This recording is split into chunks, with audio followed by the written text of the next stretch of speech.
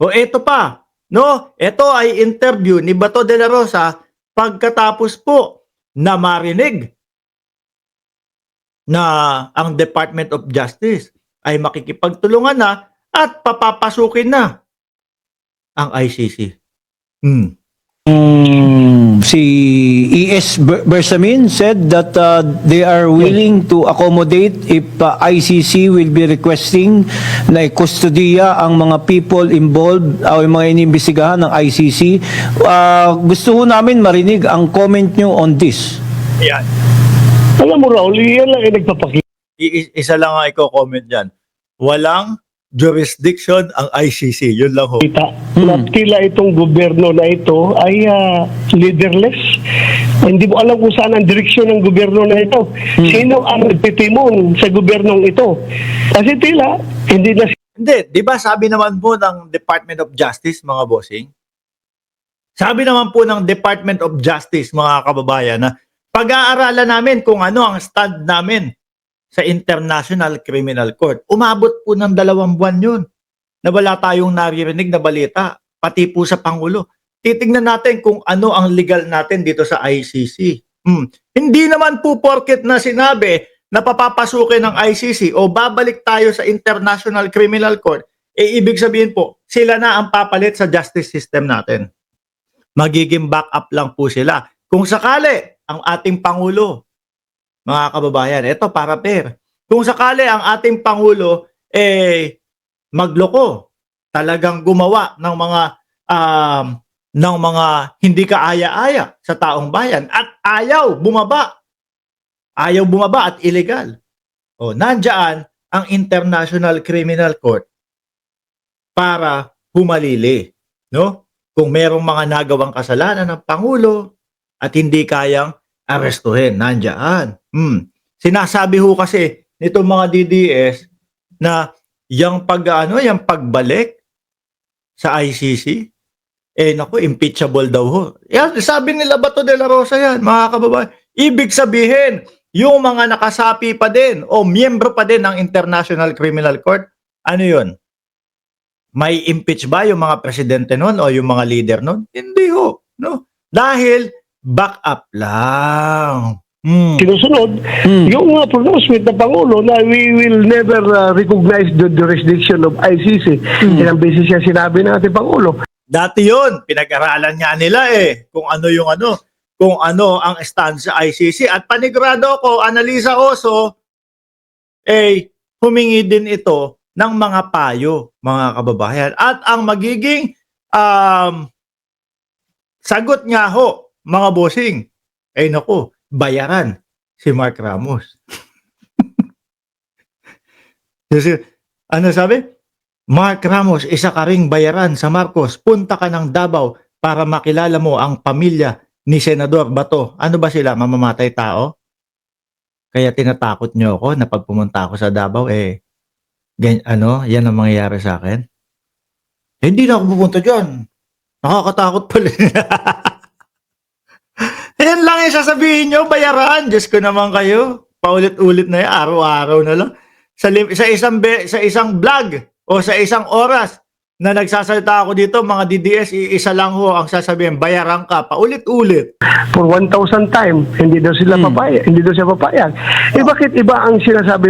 1,001 na Sa 1,000 times, hindi sila papayag. Lagpas na, 1,001 na. Papayag na hanggang 2,300 na yun. Paulo, iba yung sinasabi ng kanyang mga gabinete. So napakahirap po itong gobyerno na ito. Yung laban bawi. Gabinete. DOJ, di ba, iisa ang sinabi ng Pangulo? Si Clavano Pangaho at saka si Department of Justice Secretary Boying Remulla ang nagsabi, pag-aaralan muna namin to. At halos 2 buwan no, mga bossing, na wala tayo naging balita doon. Eto na lang ho, pagpasok ng taong 2025. Diyan na po, talagang yung sinabi ko sa inyo na, ngayon Disyembre, tahimik lang ngayon. No? Pero kapag pasok ng January, ay nako, sambulat na ho lahat yan mga boss. hilo na tong mga to. or ako ikaw o kanya akin or ano ba? What's the real status of this government? Sino bang leader nito? Sino ba ang pinaka chief executive? Bakit ang daming opposing opposing decisions sa ginagawa yung kanyang mga yung kanyang Wala akong nakitang ganun, mga kababayan. Wala ho akong nakitang ganun, mga bossing. Ang nakita ko, nakatotohanan no, nung una, tumatanggi sila sa ICC. Pero nung sinabi na pag-aaralan, naghintay ng ilang buwan at ngayon, yan na. Napag-aralan na nila at ang sagot nga nila, makipagtulungan, makipag-usap at open na sa ICC ba to? Makukulit kayo, ha? mga kabinete. Para bang wala siyang control sa kanyang mga kabinete. Pero, sir, yun ang tanong ko. Mhm. Pero ang executive secretary, parang yun yung little president. Alter Kung yung, ego. O kung ano yung sinabi niya, parang it means yun yung stand ng Pangulo. Tama po ba? Yun na po yun, mga bossing. No?